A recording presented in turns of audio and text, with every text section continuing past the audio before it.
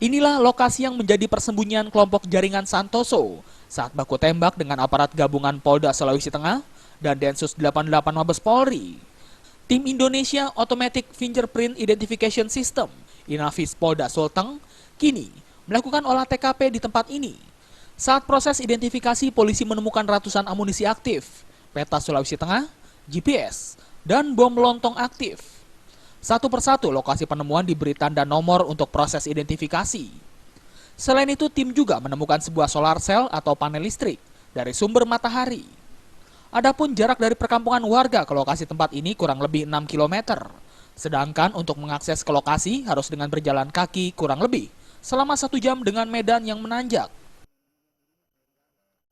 Pelaku yang tewas, baru hari ini kita naik ke sini lagi, kita lihat di TKP.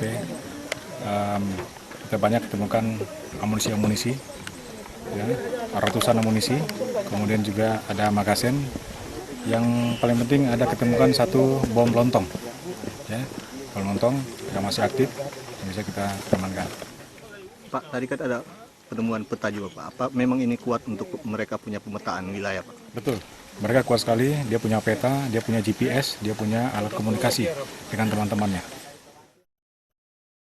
Seperti diketahui, pada Jumat kemarin sekitar pukul 3 siang, terjadi baku tembak antara kelompok jaringan Santoso dan aparat gabungan Polda Sulawesi Tengah. Salah seorang kelompok Santoso tertembak mati di lokasi pegunungan Salumpanggi, Parigi Motong, Sulawesi Tengah. Saat ini, jenazah dibawa ke Rumah Sakit Bayangkara Palu untuk proses identifikasi. Dari Parigi Motong, Sulawesi Tengah, Ramban Takdir melaporkan. GPS sama HP biar dia langsung pegang.